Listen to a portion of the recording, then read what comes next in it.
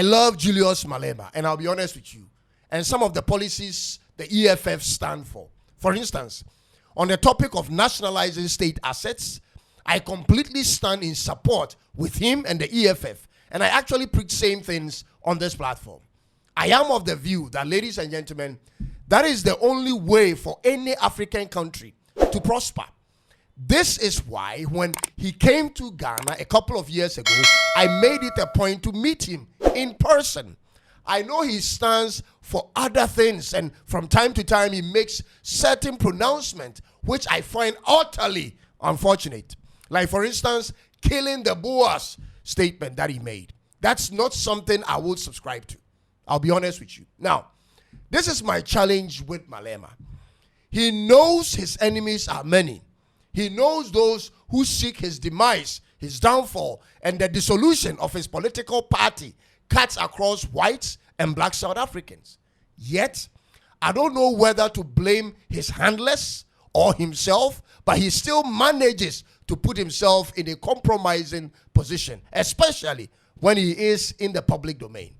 That part, ladies and gentlemen, I cannot understand. And ladies and gentlemen, on the 1st of October 2025, a South African magistrate court convicted Malema on multiple firearms-related charges connected to an incident that happened in 2018. The incident in question occurred during an EFF party rally where they celebrated their 5th anniversary as a political party in the Eastern Cape of South Africa. During the height of the celebration, Malema was recorded firing a rifle into the air. That is his crime. He fired a rifle into the air when the party's followers were gathered in a stadium and chanting alongside beneath the platform on which he stood. The state or South African government, led by the National Prosecuting Authority, the NPA, was the party that took Julius Malema to court for this reason. The NPA did this after an Afrikaner lobby group called AfriForum brought criminal charges against him and pressed the NPA to act. So, the moment the footage went viral, the South African Police Service opened a criminal investigation, and based on the police findings, the National Prosecuting Authority, which represents the state in the criminal matters in South Africa, formally charged Malema in 2019. Ladies and gentlemen, so the case went on trial since then, and finally, the court charged him with 3 counts. The first was for illegal and unlawful possession of a firearm and ammunition. The second was on discharging a firearm in a public place, which is firing in a built-up or an enclosed area.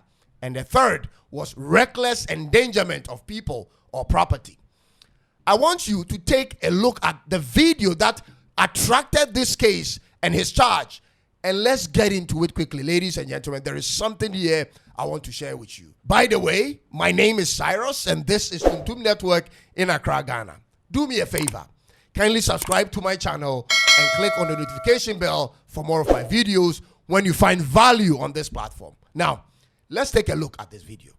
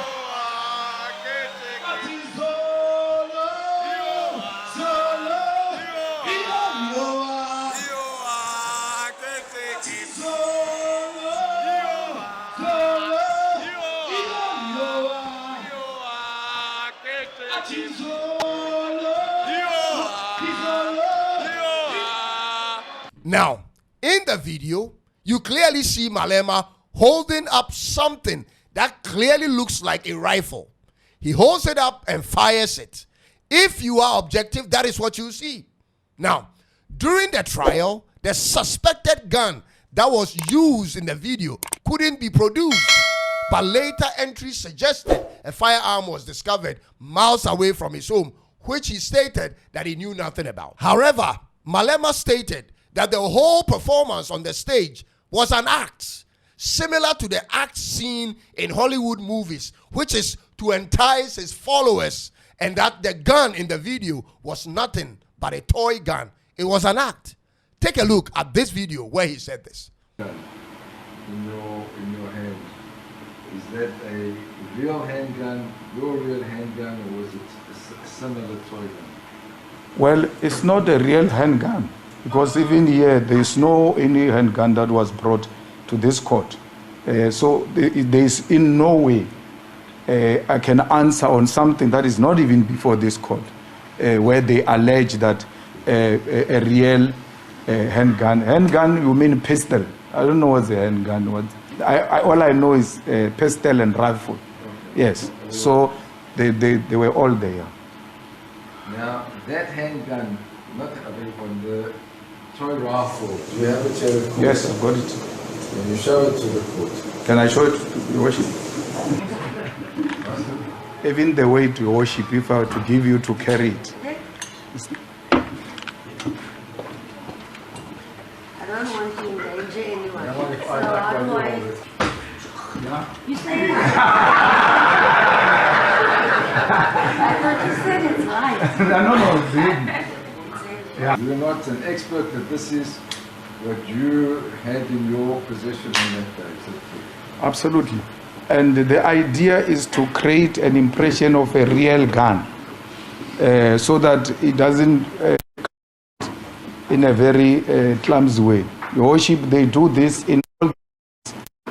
You watch a movie, you feel like it's a real gun. Does it make it? It sounds like a real gun. It can't be correct.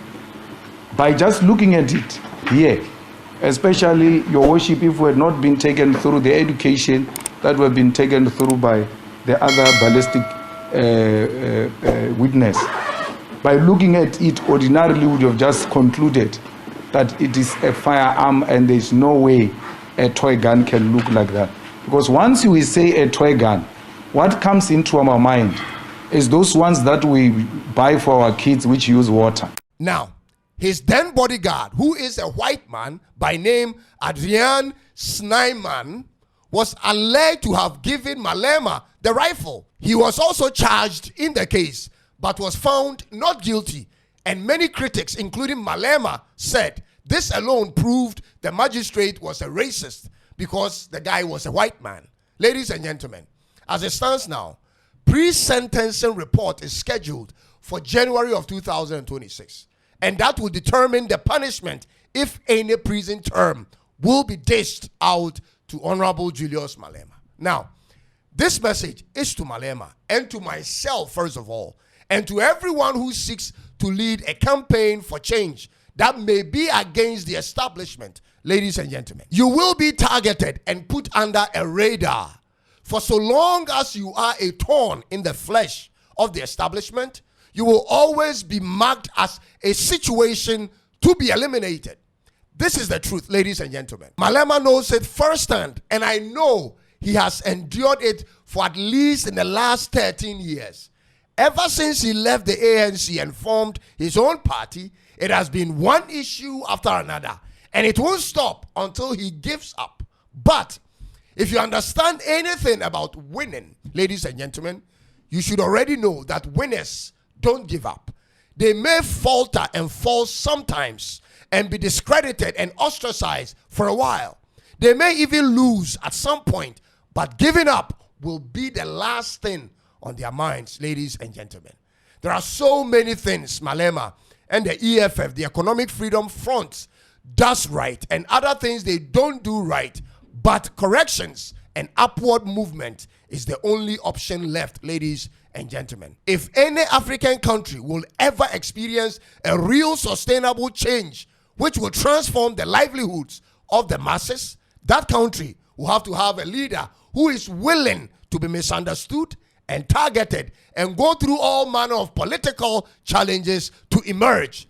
This is what Malema and the EFF and the rest of the political parties shouting and fighting for change in different places in Africa are going through currently. Malema and the EFF may or may never taste political power in South Africa, but until the expected change is realized, they cannot stop, ladies and gentlemen. The ANC party is clearly one of the major problems holding back the development of South Africa.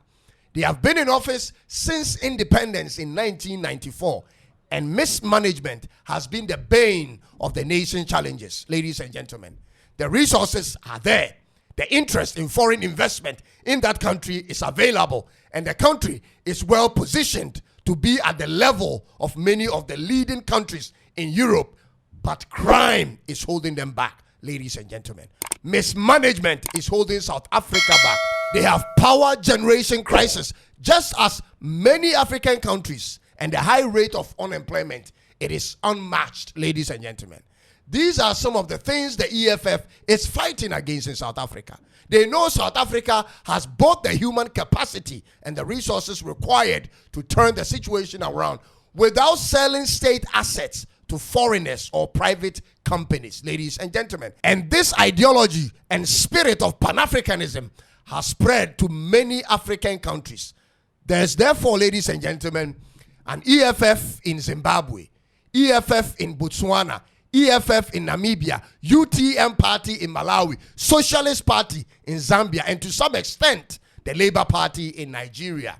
Malema's team could avoid some of these issues when the team is firm enough around to streamline his activities, whether in public or private spaces, because he is a tough character to deal with. But whether it was a lawful thing he was charged and convicted or not, the fact still remains, ladies and gentlemen, that he is targeted and should at all times be self-aware and deliberate about his public pronouncements and actions. These guys will always find something on you so long as you are a threat to their establishment. We therefore at this point wait to see what happens in January next year as the court pronounces its verdict on him in terms of punishment. Thanks for watching, and I'll see you in the next one. I'm Cyrus, and this is Tuntum Network in Accra, Ghana. It is bye-bye for now.